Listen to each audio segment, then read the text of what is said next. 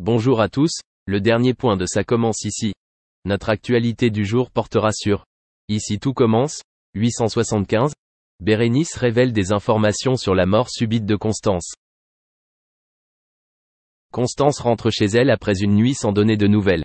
Bérénice s'inquiète pour sa demi-sœur, elle demande où elle est mais Constance refuse d'en dire plus. Soudain, Emmanuel entra dans la cuisine. Constance avoue avoir eu connaissance de la lettre d'amour qu'il a écrite à Iris il y a 10 ans. Tessier a tenté de se justifier, expliquant qu'il gardait le secret pour protéger sa relation. Il a ajouté « Je ne suis rien sans toi ». Constance semblait touchée par les paroles de son mari. Elle lui a expliqué qu'elle avait passé la nuit seule dans sa voiture. Elle s'est approchée d'Emmanuel et lui a dit « Je t'aimais toujours ». Plus tard dans la journée, Emmanuel rend visite à Iris à l'hôpital.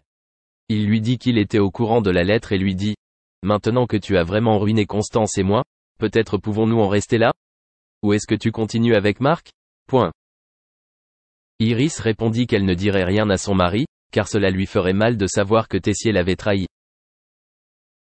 Emmanuel lui demande de jeter la lettre qu'il lui a écrite il y a plusieurs années, mais Iris refuse. Elle envisage de l'utiliser si elle n'obtient pas ce qu'elle veut. Elle a ajouté que maintenant qu'elle a retrouvé ses fils, elle n'a pas l'intention de disparaître de sitôt. Elle demande à Tessier de lui redonner son poste de barman à l'Institut.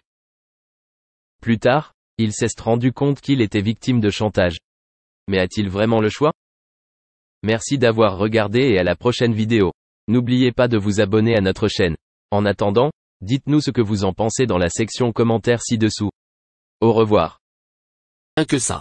Soucieux de partager sa part du gâteau avec ses complices, on a adoré le voir chanter avec Patrick Fiori ou encore Slimane. De fait, ces deux artistes ont un lien avec le programme musical de Nico Aliagas. Est-ce le signe d'un retour? Soprano s'attendait à une question sur The Voice.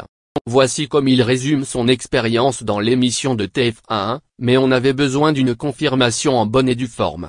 Après avoir pris ses aises dans le fauteuil rouge, un parcours du combattant commence.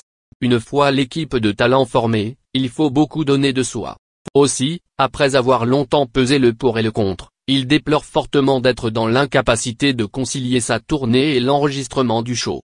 Cependant, il ne se montre pas amer envers la production d'avoir porté son choix sur d'autres jurés. Il y a quelques semaines, grâce à des posts sur la toile, les fans comprennent que le tournage du 11e volet est en cours. Même loin, Soprano aura un droit de regard. Il y aura des petites surprises, je ne reste pas loin du plateau. Je vais faire quelques apparitions, comme dans la saison All Star, pour chanter mes chansons.